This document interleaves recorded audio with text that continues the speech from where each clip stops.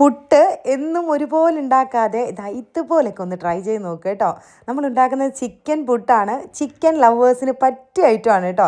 നല്ല മസാലയാണ് ഈ പുട്ടിൻ്റെ. അപ്പോൾ എങ്ങനെയാണ് നല്ല സോഫ്റ്റ് ചിക്കൻ പുട്ട് ഉണ്ടാക്കുന്നത് നോക്കാം. ഒരു കടായിൽ ചിക്കൻ കട്ട് ചെയ്തിട്ട് കൊടുക്കാം. പിന്നെ അതിലേക്ക് സവോള അരിഞ്ഞതും കുറച്ച് സവോള വറുത്തിട്ട് ചേർക്കുന്നുണ്ട്. നല്ല ടേസ്റ്റ് കിട്ടുവേ. പച്ചമുളക് അരിഞ്ഞതും കറിവേപ്പിലയും ഇഞ്ചി വെളുത്തുള്ളി പേസ്റ്റ്, ഉപ്പ്, മസാലപ്പൊടികളൊക്കെ കുറച്ച് ചേർത്ത് കൊടുക്കാം. തൈരും ചില്ലി ഫ്ലേക്സും കൂടിയിട്ട് നന്നായിട്ട് മിക്സ് ചെയ്യാം. കുറച്ച് വെളിച്ചെണ്ണയും കൂടിയിട്ട് കൈകൊണ്ട് നന്നായിട്ട് മിക്സ് ചെയ്ത് അടച്ചൊന്ന് മാറ്റി വെക്കണം. ഇനി നമുക്ക് പുട്ടുപൊടി നനച്ച് വെക്കാം. ഞാനിവിടെ നിറപറയുടെ ചെമ്പാ പുട്ടുപൊടിയാണ് എടുത്തിട്ടുള്ളത്. ഈ ഒരു പുട്ടുപൊടിക്കില്ലേ നല്ല മണമാണ് കേട്ടോ. നല്ല ടെക്സ്ചറും നമ്മുടെ പഴയ കാലത്ത് ഈ വിറകടുപ്പിലൊക്കെ ഉണ്ടാക്കുന്ന ആ ഒരു പുട്ടുപൊടിയില്ലേ അതിൻ്റെ മണമാണ്. കാരണം ഇവരും വിറകടുപ്പിലാണ് കേട്ടോ ഈ പുട്ടുപൊടി ഉണ്ടാക്കുന്നത്. പുട്ടുപൊടിയിൽ കുറച്ച് ഉപ്പിട്ട് മിക്സ് ചെയ്തിട്ട് കുറച്ച് വെള്ളം ഒഴിച്ച് നനച്ചൊന്ന് മാറ്റി വയ്ക്കാം. ഇനി മസാല ഒന്ന് വേവിച്ചെടുക്കണം. മസാല നന്നായിട്ട് വെന്തതിന് ശേഷം തേങ്ങ തിരുമ്മിയിട്ട് കൊടുക്കാം. കുറച്ച് മല്ലിയില കട്ട് ചെയ്തും കൂടി ഇട്ട് കൊടുത്തിട്ട് ഒന്ന് മാറ്റി വയ്ക്കാം. നല്ല അടിപൊളി ചിക്കൻ്റെ മസാല റെഡി ആയിട്ടുണ്ട്.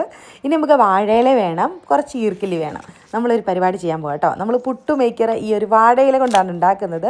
ഇതുപോലെ വാഴയില റോൾ ചെയ്തിട്ട് ഈർക്കിലി കുത്തി കൊടുത്താൽ നമ്മുടെ വാഴയില കൊണ്ടുള്ള പുട്ട് മേക്കർ റെഡി ആയിട്ടുണ്ട്. ഇനി നമുക്കൊരു സ്റ്റീമറിലേക്ക് ഒരു ഇല വെച്ച് കൊടുക്കാം. അതിൻ്റെ മുകളിലായിട്ട് നമ്മൾ ഉണ്ടാക്കിയ വാഴയിലയുടെ റോൾ വെച്ച് കൊടുക്കാം. എന്നിട്ട് നമുക്ക് തേങ്ങായും ചിക്കൻ്റെ മിക്സും നമ്മുടെ നിറപറയുടെ ചെമ്പാ പുട്ടുപൊടിയും കൂടെ ഇടകലർത്തി ഇട്ട് കൊടുത്തിട്ട് ഇതുപോലെ അങ്ങ് വേവിച്ചെടുക്കാം. ഒരു 15-20 മിനിറ്റ് ഒക്കെ എടുക്കും ഈ ഒരു പുട്ട് വെന്ത് കിട്ടാനായിട്ട്. അപ്പോൾ നമ്മുടെ പുട്ട് ഇവിടെ റെഡി ആയിട്ടുണ്ട്. ഇനി ചൂടോടുകൂടി അങ്ങ് സെർവ് ചെയ്തോ. നല്ല ടേസ്റ്റാണ് കേട്ടോ. അപ്പോൾ ചിക്കൻ ലവേഴ്സ് മസ്റ്റായിട്ട് ട്രൈ ചെയ്ത് നോക്കണേ. പിന്നെ നല്ല സോഫ്റ്റ് പുട്ടിന് നിറപറയുടെ പുട്ടുപൊടി യൂസ് ആക്കുക കേട്ടോ.